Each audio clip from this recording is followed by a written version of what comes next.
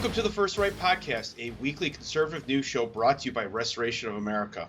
I'm your host, Jerry Ewald, Chief Marketing Officer for Restoration of America. And today we are blessed to connect with Kevin Freeman, economic warfare and financial terrorism expert and host of Economic War Room. Well, Kevin, it's a pleasure to have you on the show today. Oh, thank you. I appreciate being here. For those unaware of who you are and your background, please give the audience just a snapshot of what you've been doing over the last couple of years, if you will. Sure. Well, I'm the host of Economic War Room. It's a show on Blaze Television, but also on Liftable Media, XOTV, Rumble, YouTube, and so forth. And we focus on economic issues and how they impact America. We focus on national security, but personal pocketbook issues, ESG, all of the things that the World Economic Forum may be intending to do against the American people. We have enemies foreign, China, for example, and domestic, which would include the Biden administration in large part and others intent on bringing America down. So that's what you're doing now. But you, what led you up to this point? You've had an interesting career. You want to go through just some of the snapshots of that? Sure. I started in the investment management field working for John Templeton, who's one of the great money managers of the last century. Sir John Templeton built and ran the Templeton Funds and Templeton Private Client Group and others, and he hired me to run his private client group. Actually, I wrote a business plan, sent it into him, and he bought the business plan and then implemented it, or asked me to implement it. That is. And I loved international money management. The wall fell in Berlin, and you see a chunk behind me as an example. Free market capitalism was being spread across the world, and everything seemed good until 2001, when an act of economic terrorism and actual terrorism hit America. They hit the World Trade Center for a reason. And then in 2008, there were other examples of financial terrorism to bring America down. And so I reached out to the Pentagon. They hired me. I was their economic warfare consultant from 2008 to about 2010, 2011.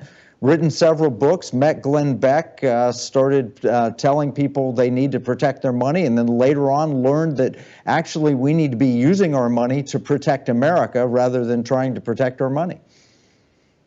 Yeah, you have decades of experience on this topic, and you're an expert in the field. And I think it was important to establish that, because I want to get into it, but what we're going to be talking about today is the battle that we find ourselves under. And like, as you said, you are the host of the Economic War Room. And the premise of this is that we are, as Americans, we are under a threefold attack, which is foreign, domestic, and of the heart. So if you can go into each of those three and explain what you mean by that, that would be great. Sure. Our foreign enemy is pretty obvious. It's China. Prior to Donald Trump, unfortunately, most of the policy elites had no idea that we were at war with China, or rather China was at war with us. And Donald Trump came along and said, hey, these trade agreements aren't fair, and they're stealing our intellectual property. All of these things are true. But in 1999, as far back as 1999, they wrote a book titled Unrestricted Warfare, and it was a master plan to bring down America. It was very obvious that they were going to use spying. They were going to use intellectual property theft. They were going to use elite capture. They were going to use, hacking and cyber warfare. It's a very direct book on how to take down America. We're at war with China. It's largely an economic war at this point, and they went from the I think they were the 10th or 11th largest economy on the planet in 1999, and now they're rivaling the American economy. They were roughly the size of Italy in economic terms in 1999, but they've stolen all this property. So that's the foreign war. Yeah, and we've had quite a few guests on this show, such as Frank Gaffney, G. Van Fleet, and they've talked about how we've been under war with China for quite some time now, and it doesn't just affect the economic sector; it's affecting all aspects of our life. But again, let's keep going deeper on the economic side. So that's the foreign piece of it. So tell us about the domestic. Well, the domestic piece is also has a foreign component. The World Economic Forum, and they have economic in the title, Klaus Schwab and others, they're very bold in telling us that by the year 2030, we will own nothing and we'll be happy. It is a direct war on property rights, but it's also a direct war on individual liberty. They talk about living in 15-minute cities to where you can only travel so far from your home. They talk about reimagining the food supply, so you eat a whole lot less meat. And then there are articles that they put out on how bug protein is good for you, and we should be consuming bug protein. When you look at their plans and you step back, all these things that they try to make sound good really are a plantation mentality where they're the plantation masters, the World Economic Forum elites, the Klaus Schwabs, the Bill Gates, and they put all the rest of us on the plantation working for them, owning nothing, but supposedly we're supposed to be happy. Yeah, exactly. So they have a plan for us, whether we know it or not. And I always attribute it, this battle that you're explaining, to spiritual battle, spiritual warfare. We don't, whether you know it or not, you're under attack. And I like how you tie all the things that we just talked about, China and all the things that are going on, even domestically, World Economic Forum, all the things that we're seeing, to money. And this leads, I guess, to the third battle that we're fighting under, because people tend to fear money and maybe don't want to have anything to do with it, especially if you're a Christian. But that's a mistake. So maybe talk about the third battle, which is the battle of the heart. Right, and in fact, it's the most important battle. Jesus said, Luke 16:11, he said, if you're not faithful with your money, your unrighteous mammon, you will not be trusted with true riches. And the problem of America is that because we've been so successful as a nation, I mean, the Berlin Wall fell. How? We won an economic war against the Soviet Union. We literally crippled them economically. We ran them out of money, so to speak, just like we ran the Germans out of oil and energy at the end of World War II. We ran the Russians out of money as the Soviet Union. So we win, we're successful. And what we did was we made, at that point, money became the object. And both the Bush administration and the Clinton administration and the Bush administration after that says, go make as much money as you can. Money's the object. You know what? Not to our founders. The founders' object was liberty, security, and values. The Bible warns us against making gold and silver into idols. The Bible warns us against making money the ultimate goal. And so what we've done is we went from a society that was highly prosperous and successful to a society that became very fearful. How do I protect this money? We're in number 1 position. This is a standard business problem. When the company is number 1 in their industry, like IBM, they start to protect their position and protect their money rather than continue to persevere in the areas of success that they'd enjoyed.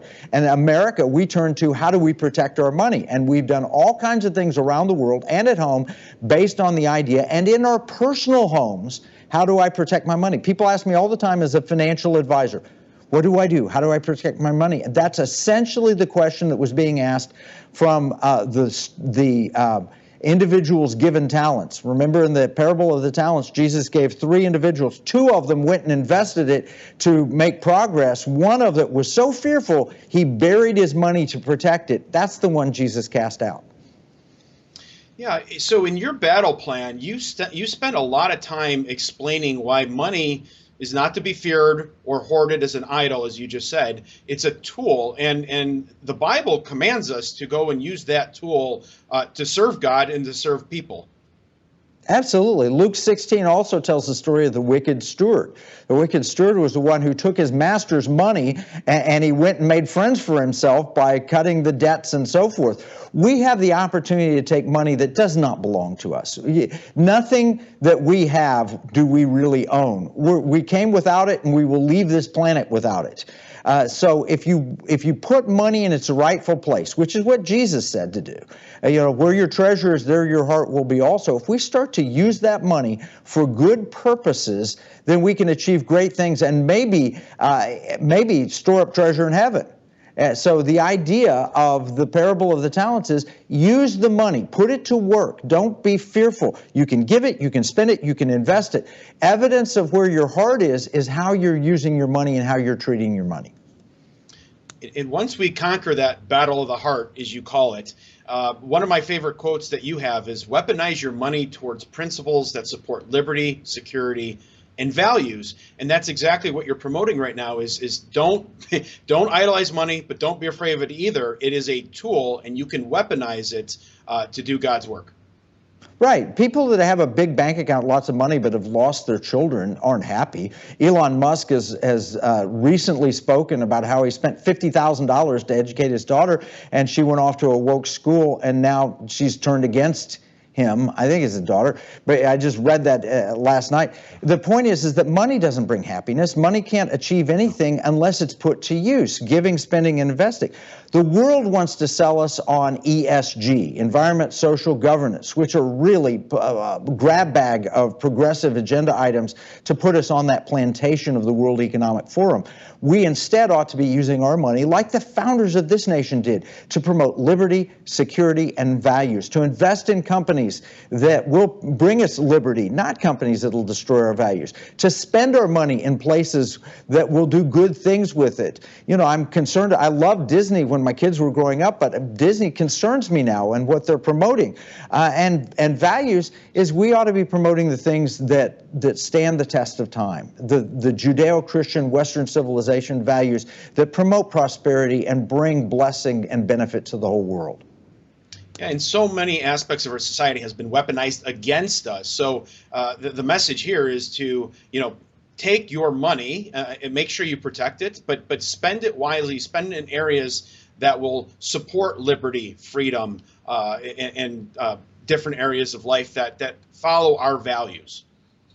Oh, no question. When you look at the heads of the companies and the board of directors, what are they incentivized to do? Well, unfortunately, most of the S&P 500 is incentivized to follow ESG mandates and implement diversity, equity, and inclusion.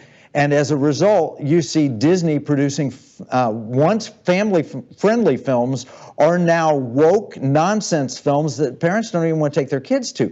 But the CEO doesn't care because they're getting paid for meeting ESG goals as opposed to promoting and maximizing shareholder returns.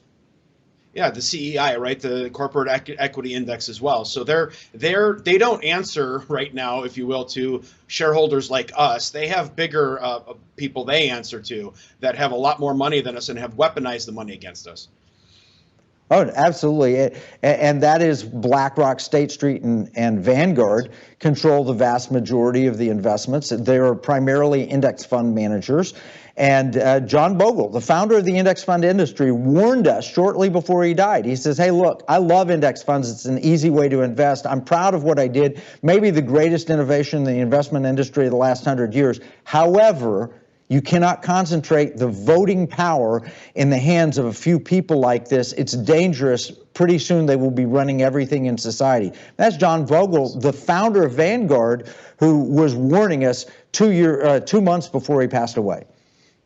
So Kevin, what I like about your ministry, the work that you're doing, is you're one, explaining all the things that are happening, waking up America to what is actually happening, but you also have a lot of solutions. And I want to get to the solutions a little bit later in the discussion, but let's keep going down some of the problems. So you just wrote a book, According to Plan, The Elite's Secret Plan to Sabotage America. Expand on your investigation there and how it relates to that threefold battle that we've been discussing.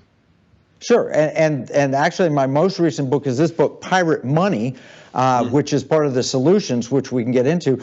But according to plan, bottom line is explaining the elites' plan, the elites going back to the Rockefellers that set up the Federal Reserve in 1913, more modern. And by the way, John Rockefeller, during the Spanish flu pandemic, had vaccines he tried to foist on everybody. They demanded masks, they demanded everything locked down, and it was a miserable health failure. And there's a great book called The Great Influenza that describes what a failure that health policy was. Now here it's being repeated by Dr. Fauci and Bill Gates.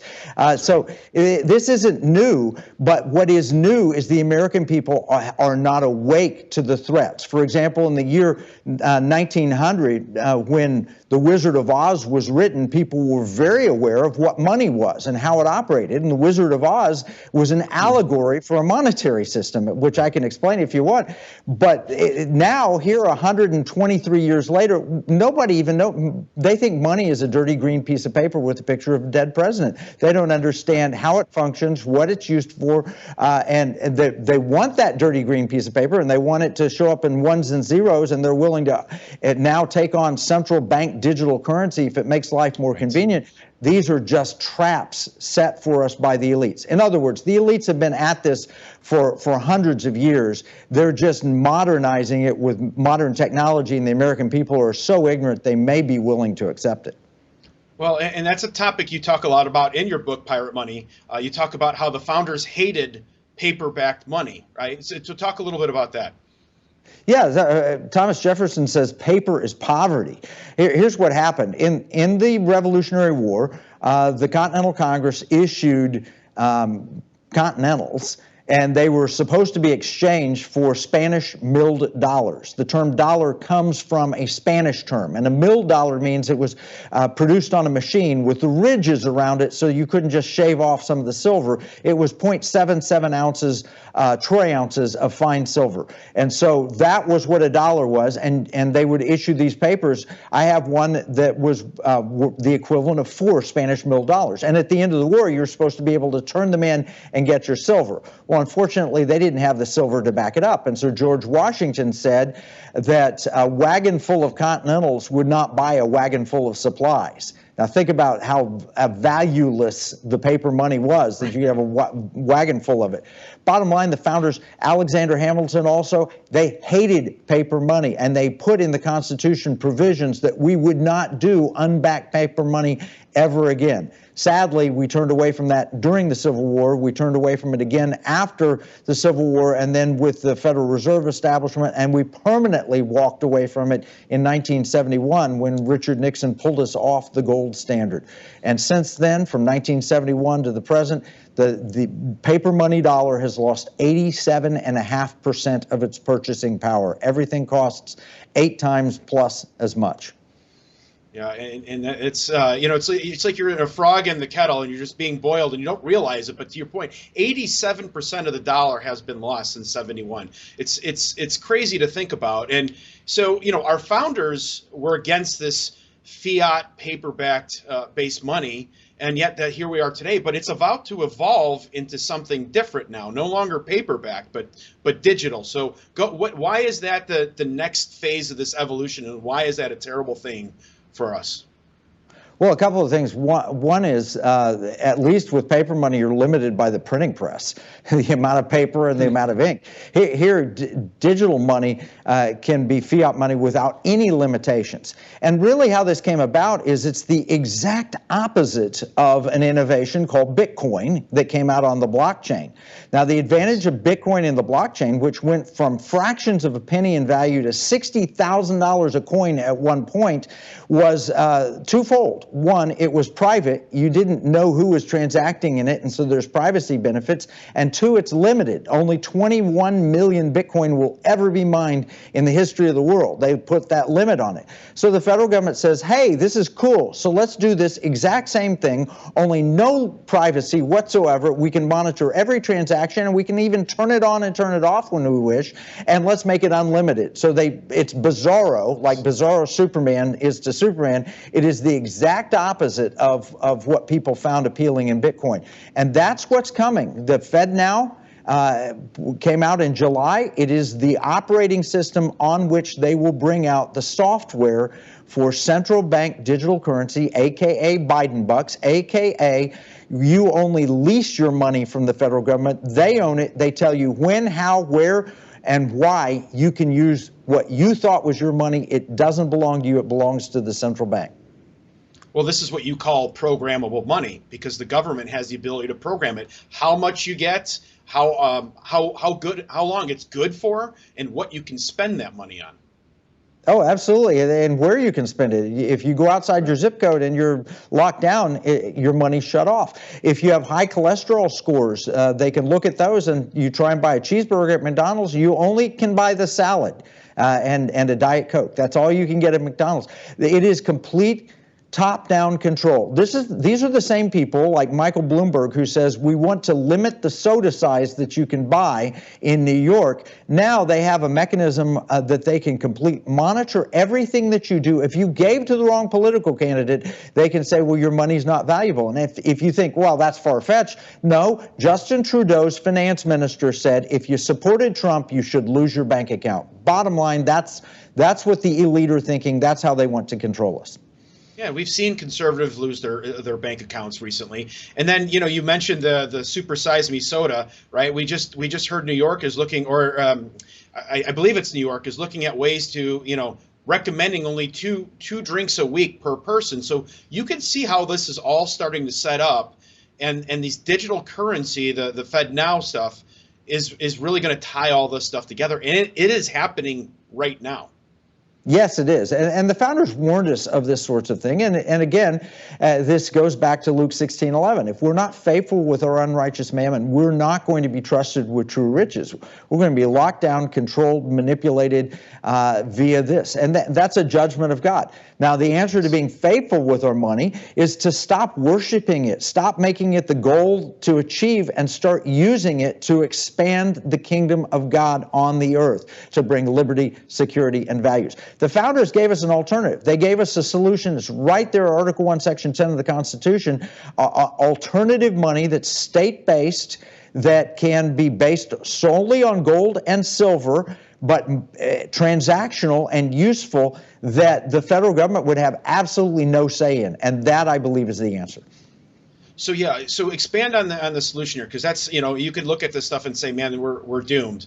But you're saying no, you're coming with solutions, and there are things that people like you and I can do today to kind of protect that money, but also push it in a direction where we go back to a gold, silver based type of financial system. Right, and it would be an optional system, because you could still use the Federal Reserve System if you wanted to. The best way to keep central bank digital currency honest is to give it an alternative that people would prefer, so that they will have to improve it to not violate your privacy, to not overproduce it. So the founders, who were considered pirates, by the way, by the British. The founders were pirates. Ben Franklin hired a pirate navy. John Paul Jones himself is still to this day declared by the British a pirate, even though he's the founder of the American Navy. They left the only money that they thought was legitimate were gold doubloons and silver pieces of 8, known as Spanish milled dollars. Well, when you hear the term gold doubloon and pieces of 8, you think of pirates. This is Captain Jack Sparrow, what he's going after. Well, they left that provision in the Constitution that a state could make nothing other than gold and silver coins, and by that they meant doubloons and pieces of 8, legal tender within the state. Now, if you add to that modern technology, to where you can make it transactional. And there's an app that you can put on your iPhone where you can do this out of the UK called Glent, and you can transact business in gold and silver, or actually just gold with Glent right now, but you can transact business in gold. The problem with it is the federal government can monitor every transaction, and they can tax every transaction. And so that's not serving the function of legal tender. We had a proposal in Texas. We're doing a conference on it here at our property, Liberty Hawk Ranch, where we're going to help legislators in various states put legislation through that would make modern gold and silver coin legal tender. That's what the book Pirate Money is all about. It is a simple book in a few chapters with a lot of stories to help people understand this is what money should be. This is one of our top solutions for the economic war we're facing. So yeah, I recommend that everyone go out and read that book. That lays out all the problems we're facing and the solution, which is so important, right? The hope that we have to be able to do this. So what else could people do? How do they get to know more about you and what you're doing? Well, first, the book can be found at piratemoneybook.com. They can learn more about me at economicwarroom.com. And there they'll find how to access a financial advisor who wants to help you invest for liberty, security, and values. It's a very complex thing, investing these days. For example, if you own shares of Disney, do you know how to vote your proxies to get the bums out that have ruined this once great company? Do you know how to vote proxies to promote liberty, security, and values? So we train financial advisors at Liberty University through the NSIC National Security Investment Consultant Institute. And you can learn more about that at nsic.org. If you're a client, go there and say, I want to find an advisor that'll support me, or I have an advisor, I want to nominate him to go through your courses. Or if you're a financial advisor, go there and sign up to be at one of our Liberty University online courses and learn how to help people weaponize their money. It's a complex thing until you get the training, and then it becomes very simple. But we need professionals trained to help individuals weaponize their money for liberty, security, and values. Well, these resources are fantastic. So, Kevin, I want to thank you, one, for your passion, but two, for your heart for God. I mean, you are doing God's work right now, and I pray that He continues to bless you in this journey. And again, thank you so much. Thank you. It's a pleasure. All right, that's our show for today. Thank you so much for tuning in and supporting conservative media. And don't ever forget that by working together and staying diligent, we conservatives can bring our country back to true greatness. Until next week, let's all keep praying that God will continue to bless America. First Right, a new kind of news summary without the liberal slant. Every morning, in your inbox, always free.